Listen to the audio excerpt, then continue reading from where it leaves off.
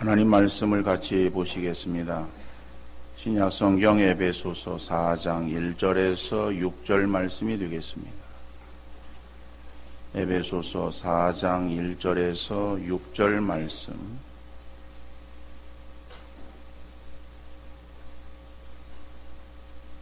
제가 읽어드리겠습니다. 그러므로 주 안에서 갇힌 내가 너희를 권하노니 너희가 부르심을 받은 일에 합당하게 행하여 모든 겸손과 온유로 하고 오래 참음으로 사랑 가운데서 서로 용납하고 평안에 매는 줄로 성령이 하나 되게 하신 것을 힘써 지키라. 몸이 하나요 성령도 한 분이시니 이와 같이 너희가 부르심의 한 소망 안에서 부르심을 받았느니라. 주도 한 분이시요 믿음도 하나요 세례도 하나요 하나님도 한 분이시니 곧 만유의 아버지시라. 만유에 계시고 만유를 통일하시고 만유 가운데 계시도다. 아멘. 바울 서신의 특징 중에 하나는 책을 크게 두 부분으로 나눈다라고 하는 거예요. 교리적인 면들을 다루고 있는 교리서인 경우에 있어서는 전반부에는 어떤 교리적인 그러한 면을 다루고 있고, 그리고 후반부에는 실천적인 면을, 그래서 양분되어서 기록이 되어져 있어요. 물론 모든 책들이, 바울 서신의 모든 책들이 다 그런 것은 아닙니다. 근데 오늘 이 에베소서를 보면은, 에베소서는 옥중 서신이에요. 그래서 옥에서 쓴 편지, 이렇게 말할 수 있는데, 그 옥중 서신인 에베소서는 1장에서 3장, 그 다음에 4장에서 6장, 이렇게 크게 두 부분으로 나눌 수 있어요. 그러면은 1장에서 3장까지는 무엇을 기록하고 있는가? 그것은 우리가 어떠한 자인가? 라고 하는 것에 대해서 말씀하고 있어요. 그리고 4장에서 6장까지에서는 그러면은 너희가 어떻게 행하고 살아야 될 것인가? 라고 하는 부분에 대해서 말씀하고 있습니다.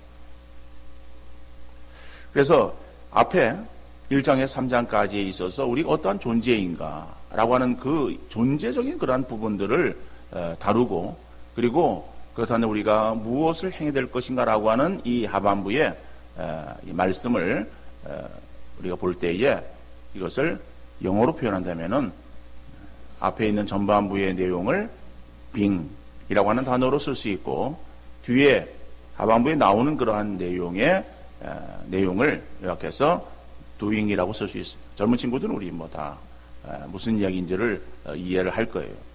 우리가 어떠한 존재인가라고 하는 자기 존재성을 드러내는 그러한 그 말, 그렇죠? 영어로 being이라고 말할 수 있습니다. 그러면 우리가 어떠한 자가 되었다라고 할 때에 그 되어진 자에게 있어서의 합당한 삶, 어떠한 행위, 이런 것들이 요구되어지는데, 그런 것들을 이제 후반부에서 말씀하고 있는 것이죠.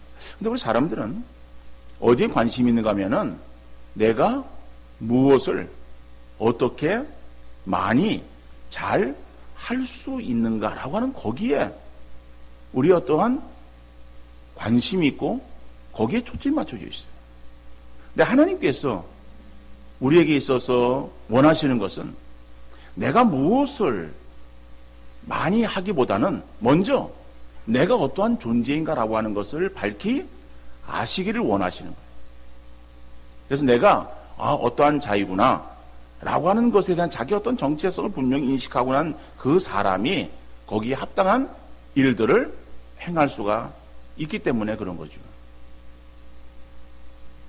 그래서 일이라고 하는 것은 어떤 자격을 갖추었을 때에 거기에 합당한 일이 주어지고, 그랬을 때 그 일들이 제대로 행해질 수가 있는 거예요.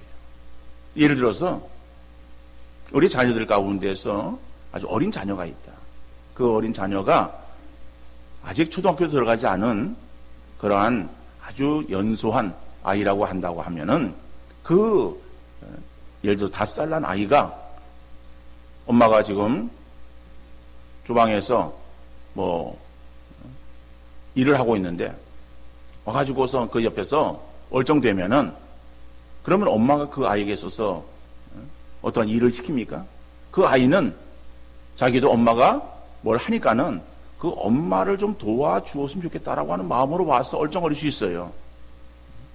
그렇지만 그 엄마가 아이에게 있어서의 하는 말은 야, 너 이거 내가 칼을 줄 테니까는 너 칼로 이 양파를 좀 다듬어라. 그렇게 그 아이에게 있어서의 할 일을 주는 엄마가 어디 있어요? 그런 사람 없죠? 아무리 정신 나간 사람일지라도 그런 행동을 5살 난 아이에게 시키는 부모는 없습니다. 뭐라 말하는가 하면은 야, 너 가서 좀 저기 가서 앉아있어. 저기 가서 지금 만화 영화 보고 아니면 저기 가서 책 보고 저기 가서 과자 먹고 앉아있어. 가만히 앉아있어. 왜? 그는 아직 일할 수 있는 그러한 정도가 아니거든요. 그러나 그 아이가 성장해서 장성하게 되어지면 대학을 다니고 뭐 대학을 졸업한 그러한 정도의 자녀를 한다면 그 자녀에게 있어서는 아마 이 부모는 그죠? 가만히 있는 아이를 불러서 야, 너 좀 이거 좀 엄마 좀 도와줘. 이래가지고 뭐 칼을 가지고서 양파를 다듬게 한다든지 오이를 썰게 한다든지 뭐 이런 일들을 시킬 거예요. 여러분, 우리가 하나님의 일을 향해서 마찬가지입니다. 우리는 하나님께로 주어지는 그러한 일들, 이것을 어떻게 내가 많은 일들을 행하고 이걸 잘 행할까? 라고 하는 것들을 우리는 거기에 관심이 있어요. 근데 하나님 우리에게 있어서 먼저 원하시는 것은 우리가 어떠한 믿음의 사람이 되어야 될 것인가? 우리의 믿음이 얼마만한 그러한 그 자리에 지금 처해 있는가라고 하는 것들을 살피기를 원하고, 그래서 그 믿음이 성장하고 성숙되어지기를 원하시는 거예요. 그 성장되어지고 성숙한 믿음을 가지고 그다음에 우리는 주님을 위해서, 교회를 위해서, 다른 사람을 위해서 우리는 많은 일들을 행할 수 있고, 그리고 그 일을 잘 할 수 있는 사람이 될 수 있기 때문에 그렇습니다. 그래서 오늘 1장에서 3장까지의 내용에서는 계속해서 반복되어지는 그러한 내용들이 있었어요. 그것은 우리의 구원에 대한 거예요. 우리의 구원이 저절로 이루어진 것이 아니죠.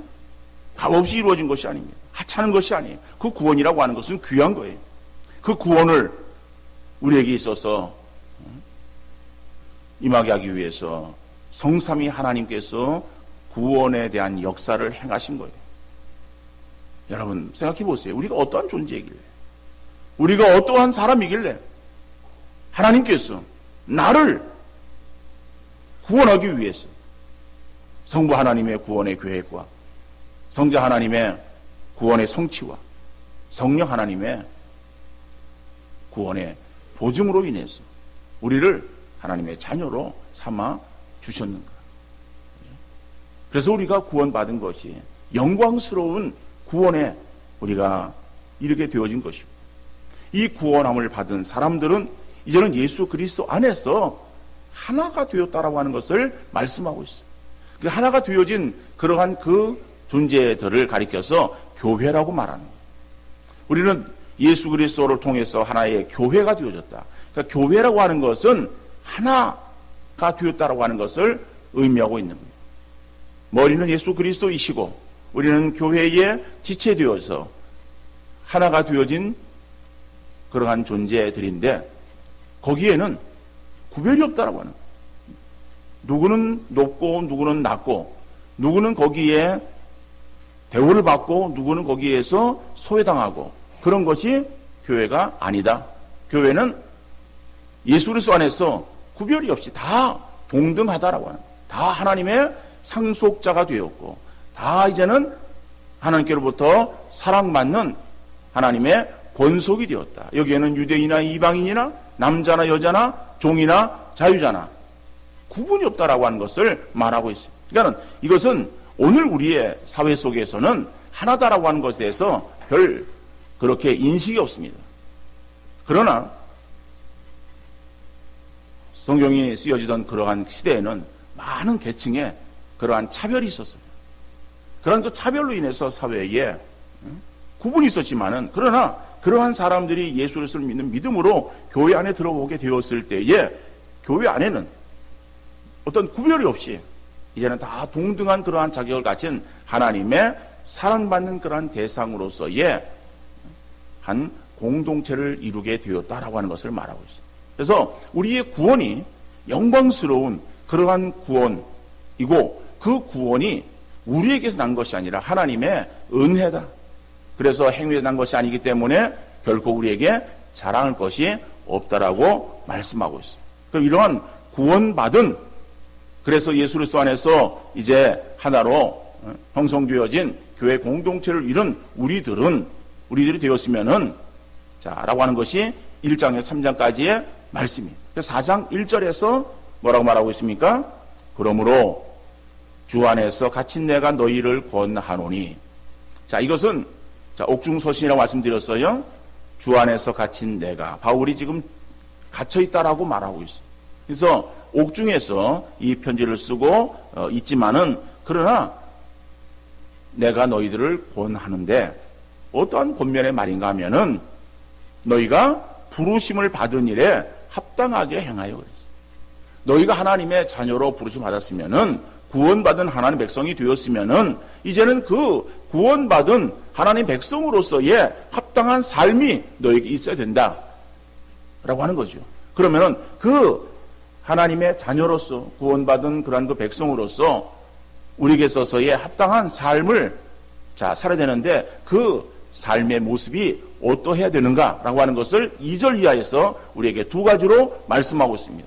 그 첫 번째로는 서로 용납하라 라고 하는 말씀이에요. 오늘 보면 2절 말씀 보니까는 모든 겸손과 온유로 하고 오래 참음으로 사랑 가운데서 서로 용납하고. 우리가 구원받은 하나님의 백성이 되어졌고, 그리고 이제는 그 예수 그리스도로 인해서 한 교회 공동체를 이루게 되었으면은, 교회 공동체 안에 있는 우리들에게 있어서의 요구되어지는 삶의 모습이 있어요. 그 삶의 모습이 무엇인가 하면은 서로 용납하라 라고 하는 거예요. 그런데 서로 용납하기 위해서는 두 가지의 전제 조건이 있습니다. 오늘 우리가 그 한글 성경을 통해서는 두 가지의 조건, 그러면은 그 조건이 무엇인가? 우리가 두 가지 조건을 파악하기가 쉽지 않아요. 아무리 그 2절의 말씀을 깊이 읽어보아도, 그죠? 모든 겸손과 온유로 하고 오래 참음으로 사랑 가운데 서로 용납하고 그랬어요. 그래서 거기에 조건이 되어지는 그러한 그 요소가 무엇인가라고 하는 것을 우리가 발견하기 쉽지 않은데, 이 말을 원문으로 보면은 명확하게 구분이 되어 있습니다. 그래서 이 원문에서 보면은 무엇을 가지고라고 하는 그러한 뜻의 전치사인데, 메타라고 하는 그러한 전치사가 사용되어 있어요. 그래서 어디에 사용되어 있는가 하면은, 모든 겸손과 온유를 가지고, 그 다음에 오래 참음을 가지고 라고 되어져 있어요. 그래서 이 2절의 말씀 보면은, 교회 안에서 다른 성도를 사랑 가운데에서 서로 용납하기 위해서는 모든 겸손과 온유로 하고, 그리고 오래 참음으로, 그죠? 서로 용납하라 라고 말씀하고 있는 거예요. 그래서 이 본문을 직역하면은 모든 겸손과 온유를 가지고, 그 다음에 오래 참음을 가지고 라고 하는 그러한 말로 직역할 수 있습니다. 그런데 이 용납이라고 하는 말을, 그러면은 용납이 무슨 말이냐? 용납한다라고 하는 것은 다른 사람을 있는 그대로 받아들이고 이해하는 관대함을 말하는 거예요. 그 사람에 대해서 있는 그대로 그 사람을 이해하고, 그리고 받아들이고 이해하는 그러한 관대함, 이것이 용납한다라고 하는 거예요. 그런데 서로 용납하고 라고 하는 이 말이 우리 성경에는 좀 애매하게 되어져 있지만은, 이것이 원문에는 명령형으로 되어 있어요. 그러니까는 서로 용납하는 것이 해도 되고 하지 않아도 되는 것이 아니라 당연히 해야 되는, 그죠? 명령의 말씀이다라고. 우리가 구원받는 하나님의 백성이 되었으면은 우리가 다른 사람을 향해서 온유와 겸손을 가지고 그리고 오래 참음을 가지고 사랑 가운데 서로 용납해야 된다라고 하는 그런 의미의 말씀이에요. 자, 그럼 첫 번째 그런 그 요소인 모든 겸손과 온유, 그죠? 그러니까 서로 용납하는데 그 용납해야 되는 그러한 그 전제 조건이 모든 겸손과 온유라고 말씀을 드렸습니다. 그러면은 모든 겸손과 온유를 말할 때 그것은 바로 예수님의 마음이에요. 그죠? 겸손과 온유는 예수님의 마음. 그러니까 너희가 예수님의 마음을 가지고 다른 사람에 대해서 서로 이해하고 받아들이고 그를 품어줄 수 있는 관대함을 나타내 보여야 된다라고 하는 의미의 말씀이겠죠. 그래서 마태복음 11장 29절에 보면은 나는 마음이 온유하고 겸손하니 나의 멍에를 메고 내게 배우라. 그러면 너희 마음이 쉼을 얻으리라 그랬어요. 여러분, 예수님 마음은 온유하고 겸손한데 그 마음을 갖기 위해서는 열심히 연습하라라고 해요. 연습하라. 배운다라고 하는 것은요, 연습하는 것을 말하는 거예요. 연습하지 않으면은 우리가 배울 수 없어요. 그러니까 잘 배우기 위해서는 계속 그것을 따라서 하는 거예요. 따라서. 여러분, 어떠한 것을 새롭게 배웁니다. 그러니까 새롭게 배운다라고 할 때 이게 잘 안 돼요. 잘 안 되어지면은 한 번, 두 번 하다가 잘 안 된다고 그냥 안 하면은 그러면 배우지 못하는 거예요. 근데 잘 안 되어져도 계속해서 따라서 하는 거예요. 해보는 거예요. 그죠? 시키는 대로 해보고, 하라는 대로 해보고, 그리고 자꾸 해보고, 틀려도 해보고, 서툴러도 해보고. 해보다 보면은, 그러면 그것이 잘 되어지는 거예요. 우리가 할 수 있는 거예요. 그래서 여러분, 온유와 겸손이라고 하는 거. 예수님 마음인데, 그 겸손과 온유라고 하는 예수님의 마음은 우리가 가지고 있는 원래 마음이 아니에요. 그러니까 원래 마음이 아니기 때문에 우리가 그 마음을 간다라고 하는 것은 저절로 되어지는 것이 아니에요. 여러분, 온유함이라고 하는 것은 우리가 약함으로 인해서 온순함을 말하는 것이 아니에요. 다시 말하면은 우리가 내가 약하기 때문에 어쩔 수 없이 저 강한 사람 앞에 내가 꼬리를 내리고 아무 소리도 못하는 거, 그것이 온유함이 아니다라고 해요. 온유함이라고 하는 것은 강함을 절제함으로써 나타나는 부드러움이다. 내가 강해요. 내가 다 할 수 있고 강하지만은 그러나 그 강함을 강하게 표현하는 것이 아니라 그것을 절제하는 거야. 그래가지고 강하게 드러내 보이는 것이 아니라 부드럽게 나타내 보이는 것이다. 근데 여러분, 우리들은 어떻습니까? 사람들은 자기가 강해 보이기를 원하는 거예요. 자기가 더 내가 이런 사람이다라고 하는 자기 자신을 드러내 보이기를 원하는 거예요. 이게 우리 가지고 있는 이게 마음이거든요. 근데 그 마음은 예수님 마음과 달라요. 근데 다른 우리의 마음을 그냥 내가 가지고 있는 그대로 우리가 살아라, 그렇게 성경이 말하고 있지 않아요. 우리 마음이 그렇다 할지라도 예수님 마음은 이런 마음이다. 그러니까 너희가 이러한 예수님 마음을 너희가 품으라. 너희가 잘 안 되어지는 것을 주님이 알아요. 주님이 아시기 때문에 우리에게 있어서 잘 안 되지, 그거 잘 안 된다고 포기하지 말고 될 때까지 너희가 한번 해봐.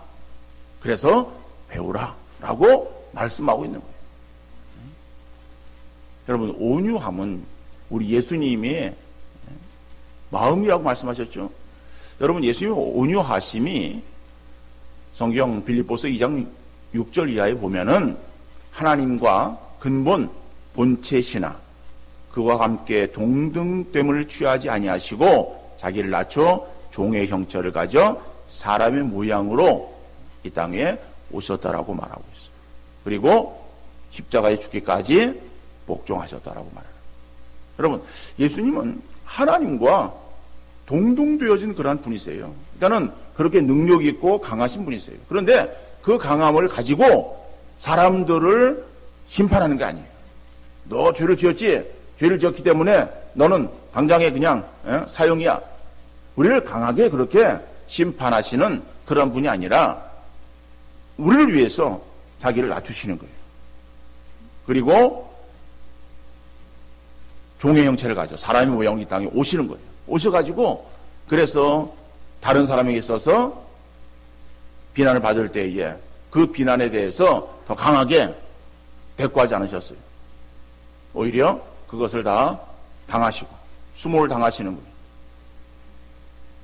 침뱉음을 받으시고, 그죠? 손바닥으로 치는 그러한 것을 맞으시고, 그죠? 결국에는 여러 가지 수모를 당하시면서 십자가의 고난 가운데에 이제는 끝내 죽임을 당하셨다. 그러니까 그 모습은 아주 연약한 모습이에요. 그 연약한 모습이 원래 주님 모습인가 하면 주님 모습은 아니에요. 왜요? 그 주님은 하나님이시니까요. 하나님이신데 우리를 위해서 자기의 그 강함을 다 내려 놓으신 거예요. 그리고 약한 모습으로 우리에게 오셔서 우리를 위해서 십자가에서 피 흘려 죽어주시는 그러한 이 구속의 은혜를 베풀어 주신 주님. 그래서 그 주님은 온유하신 분이라고 성경이 말씀하고 있습니다. 그러니까 우리가 그 주님의 온유하심으로 인해서 구원에 임하게 되어진 거예요. 그러면은 우리 마음이 어떤 마음이 되어야 될 것이냐? 우리 마음도 주님 마음을 따라서 온유함을 가지게 돼요. 겸손도 마찬가지예요. 겸손이라고 하는 거. 예수님의 겸손의 어떤 극치를 보여주셨어요. 그러니까 빌보 2장 6절에 이하의 말씀이 바로 그런 말씀들을 나타내는 거예요. 여러분, 신이신 하나, 그죠? 하나님과 동등이신 예수님이 정말 인간의 모습으로 오신다라고 하는 그것은 감당할 수 없는 그러한 수모예요. 자기 낮추심이에요. 그 낮추심으로 인해서 그래서 죽기까지 복종하셨다. 여러분, 그런데 우리는 그 주님의 이러한 겸손하심을 통해서 우리가 하나님의 자녀가 되었어요. 그리고 우리가 겸손이라고 하는 그것도 하는 관계 속에 있어서 하나님께 우리를 낮추는 것을 말하는 거예요. 그래서 늘 우리는 하나님 앞으로 우리 자신을 낮추고 또 다른 사람에게 향해서도 우리 자신을 늘 낮추는 그러한 우리의 모습이 되어야 하는데 우리의 마음이 그렇습니까? 우리가 그렇게 스스로를 낮추기를 원하고 있습니까? 잘 낮아집니까? 근데 우리는 죄 가운데 거할 때에 우리의 모습은 어떤 모습이었는가 하면은 사단의 속성을 따라서 교만함에 처해 있었어요. 사단은 교만한 자예요. 그래서 스스로 높아져서 하나님같이 되려고 하다가 하나님의 진노하심 가운데에 그래서 지상으로 떨어진 자, 바로 이거 사탄이에요. 그럼에도 불구하고 자기의 그 속성, 이것은 바뀌지 않고 변하지 않아요. 그러니까 자기 버릇, 남 주겠습니까? 그러한 그 버릇을 가지고 있어. 그래서 이 땅에 지상에 떨어진 사단이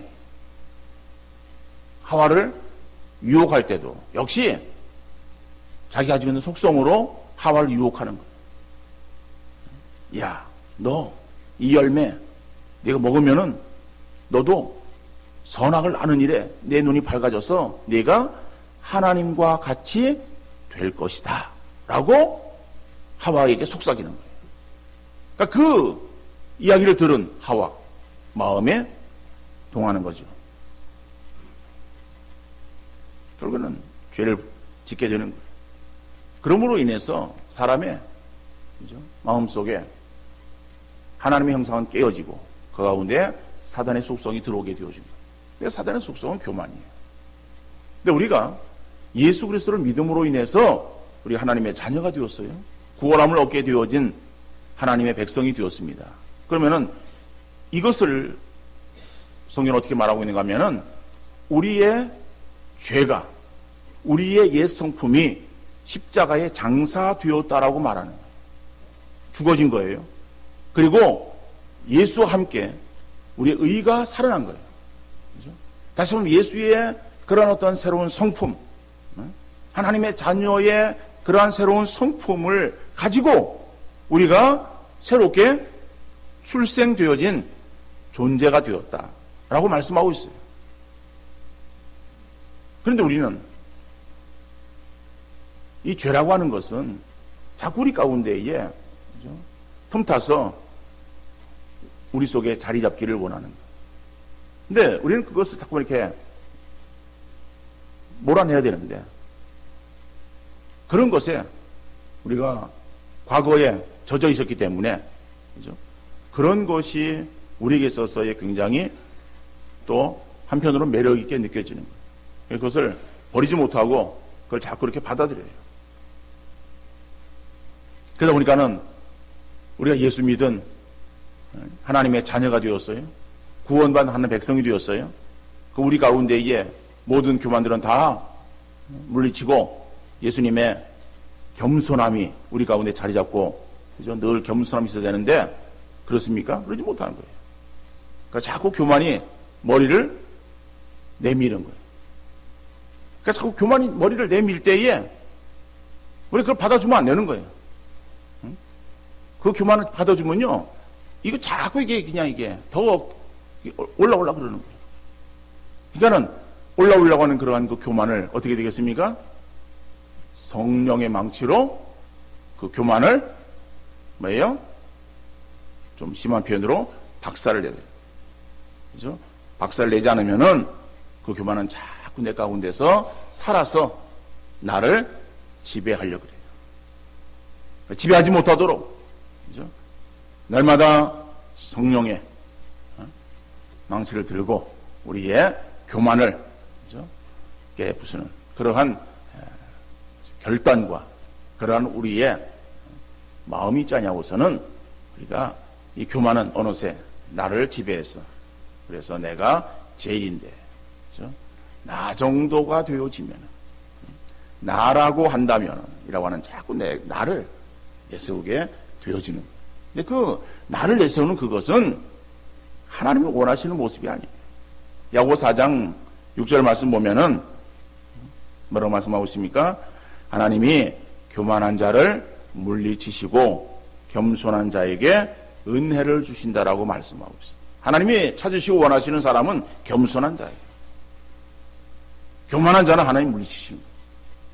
근데 하나님 물리치시는 잠깐만 교만이 우리 가운데 들어와서 내가 교만함에 처하려고 그러면은 그것은 하나님이 원하시는 것이 아니기 때문에 그래서 우리가 해서는 결코 안 될 것이다. 그래서 잘 안 되어지지만은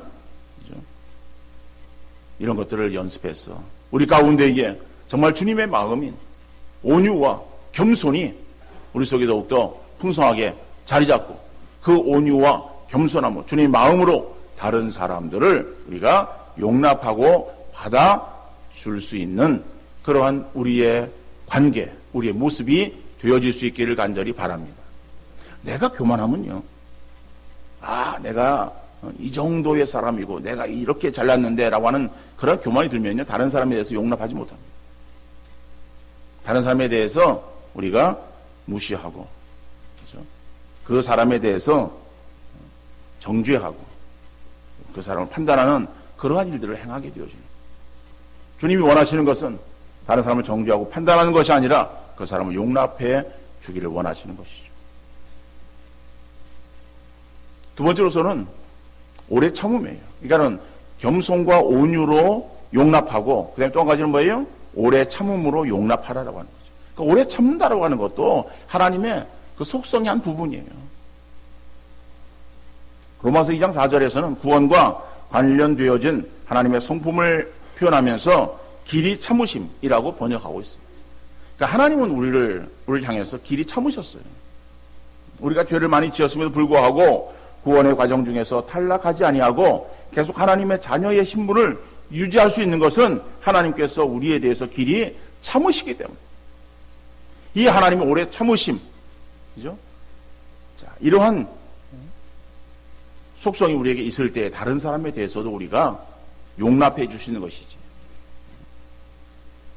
한 번, 두 번 우리가 행하고서 우리의 어떤 그런 그 마음으로 인해서는요, 그걸 행할 수가 없는 거죠. 형제에 대해서 내가 7번 용서하면 되겠습니까? 7번 용서는 엄청난 거예요. 주님 뭐라고 말씀하십니까? 70번씩 7번이라도 용서해라. 그러니까 우리의 마음이 아니에요. 우리 어떠한 가지고 있는 능력이 아니에요. 나의 어떠한 그런 넓은 마음? 그게 아니에요. 우리 마음이 아무리 넓다 그래도요, 우리 마음은 다 밴댕이 속 같아요. 그런 마음 가지고 다른 사람에 대해서 용납한다는 거? 이거는요, 불가능한 일이에요. 그래서 우리는 하나님의 속성인 이러한 길이 참, 그죠? 오래 참는 이러한 것들이 우리에게 있기를 원하고, 이러한 마음들을 가지고, 그리고 다른 사람에 대해서 용납하는 우리의 아름다운 믿음의 자세가 되어질 수 있기를 간절히 바랍니다. 또 한 가지는 하나 되게 하라고 합니다. 하나 되게 하라. 그러니까 처음에는 서로 용납하라고 하는 것이고요. 두 번째로는 하나 되게 하라. 3절에 보니까는 평안에 매는 줄로 성령이 하나 되게 하신 것을 힘써 지키라고 했어요. 근데 하나 된다라고 하는 것은 3절에서 말씀하고 있는 것이 아니라 3절, 4절, 5절, 6절 말씀에서 보면은 하나, 한이라고 하는 그런 단어가 계속 반복되어지고 있어요.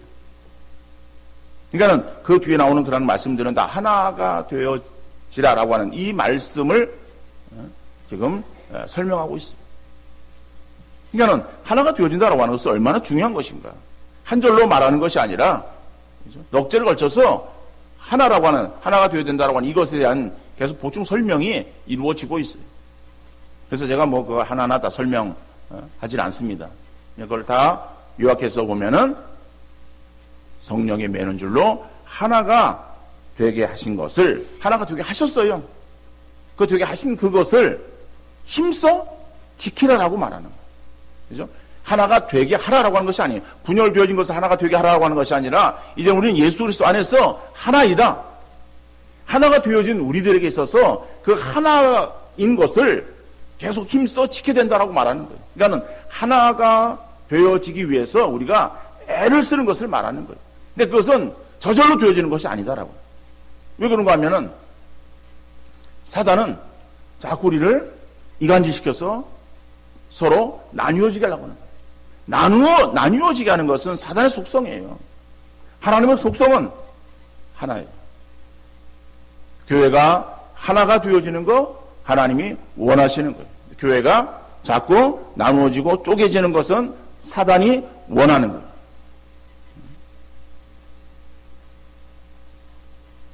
여러분, 우리가 하나님이 원하시는 그러한 그 모습을 이루어가 될 것인가? 사단이 조장하고 사단이 우리에게 있어서 원하는 그런 관계를 우리가 이루어 가야 될 것이냐? 그렇죠? 우리는 당연히 하나님이 기뻐하시는 그런 뜻을 이루어 가는 성도, 그런 교회가 되어야 되겠죠. 자, 그러면은 하나가 된다라고 하는 것 생각할 때에 그것에 반대되어지는 것은 서로 나뉘어지는 것을 말하는 거예요. 자, 우리의 관계가 서로 나뉘어지고 하나가 되지 못하는 것이 무엇인가? 바로 그것은 우리 가운데 미움과 불신이 생길 때에 우리는 서로 나뉘어지게 될 거예요. 그러면은 분열과 다툼으로 몰아가는 가장 큰 요인이 무엇이겠는가? 가장 큰 요인은 저는 그것은 부정적인 말이라고 생각이 되어집니다. 다른 사람을 세워주고 다른 사람들을 위해주는 진정한 위로의 한마디는 깨어지고 서먹서먹한 관계를 훈훈하게 만들어주지만은 화목하고 화평한 관계를 차갑게 만들고 균열지게 만드는 것은 상대의 마음에 상처를 주는 한마디의 말이에요. 말이라고 하는 것은 내 입장이나 내 기분에 따라서 해서는 안 돼요. 세상 사람들은 내 입 가지고 내가 말하는데 뭐가 잘못되었고 뭐가 틀렸냐고 말하는 거예요. 우리에게 중요한 것은 내가 하는 것이 틀렸거나 잘못되어졌거나 아니면은 맞거나 잘한 것이냐를 따지기보다는 내가 하는 말이 다른 사람에게 어떻게 들리고 어떤 영향을 줄 것인가를 먼저 헤아려 살펴볼 수 있기를 바랍니다. 내가 하는 말 한마디는요, 결코 공중으로 소멸되어지지 않아요. 다른 사람의 귀를 통해서 그 마음에 영향을 미치게 되어집니다. 그래서 내가 하는 말이 어떤 영향을 미칠 것인가를 늘 살펴서 조심할 수 있기를 바랍니다. 그렇죠? 나의 기분에 따라서 툭 던진 한마디, 잔잔한 연못을 향해서 던진 돌멩이가 되어서 그 돌멩이는요, 연못에 살고 있는 개구리들에게는 위협적인 살인 무기가 될 수 있는 것과 마찬가지로 내가 던진 그 말 한마디는 다른 상대에게 있어서의 가슴에 그렇죠? 깊은 상처를 안길 수 있고 그 사람을 죽음으로 몰아넣는 그러한 살인 무기가 될 수도 있는 거예요. 그래서 우리 주님께서 살인에 대해서 말씀하실 때에 살인하지 말라. 살인하면 너희가 심판을 받게 되리라 하는 것을 너희가 들었으나 나는 너희에게 말하노니 사람이 형제에 대해서 노하는 자마다 심판을 받게 되고 형제에 대해서 라가라는 자마다 공회에 잡히게 되고 형제에 대해서 미련한 놈이라고 하는 자마다 지옥불에 던져지게 되느니라 라고 말씀하셔요. 살인이라고 하는 거, 유대인들은요, 내가 어떠한 흉기를 들어서 아니면은 어떠한 기구를 통해서인지 어떠한 다른 사람에게 육체에 상해를 입히고 죽이는 이러한 것들을 살인이라고 생각했어요. 그것만 살인이라고 생각했던 거예요. 근데 예수님은 그런 육체적인 어떠한 살인, 이것도 살인이겠지만은 그보다 뭘 말합니까? 마음에 깊은 상처를 주고서 그래서 그 사람이 정말 그 말로 인한 그러한 어떠한 죽음에 이르는 그러한 어떤 상태에 만드는 것, 그런 것들도 살인이라고 그렇게 말씀하고 있는 거예요. 그러니까 우리가 우리의 입을 가지고 내가 말하는데 뭐가 잘못됐느냐, 그거는 세상 사람들이 하는 말이에요. 우리들은 내 입 가지고 내가 말하는 데가 아니라 내가 하는 말이 다른 사람에게 어떠한 영향을 미칠 것인가라고 하는 것을 우리가 좀 헤아려 말할 수 있는 우리 모두가 되어질 수 있기를 간절히 바랍니다. 그래서 우리가 말 조심해야 돼요.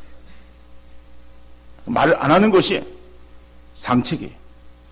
근데 우리가 어떻게 말을 안 하고 살아갈 수 있겠어요? 벙어리가 되어서는 못 살아가요. 그래서 말을 해야 돼요. 말을 해야 하는데 말할 때에 우리가 가려서 해야 되고 상대의 마음을 헤아려 해야 되고 내가 하는 말이 어떠한 영향을 미칠 것인가를 깊이 생각하며 우리가 말할 수 있는 우리의 관계가 되어질 수 있기를 간절히 바랍니다. 우리는 서로 사랑하는 사이, 한 가족 되어진 사이, 예수 그리스도 안에서 예수의 피로 하나가 되어진 하나님의 가족들이에요. 우리 가운데에 사랑의 마음을 가지고 다른 사람을 향해서 좋은 영향을 미치고 사람을 살리고 사람을 세워주는 그러한 우리의 입술에 언어가 되어질 수 있기를 간절히 바랍니다. 교회 안에 있는 우리들은 서로 용납하고 평안으로 하나 되는 일에 최선을 다해서 하나님의 기쁨이 되고 세상에서 주님의 향기를 드러내는 복된 역사 있어질 수 있기를 주님 이름으로 축원합니다.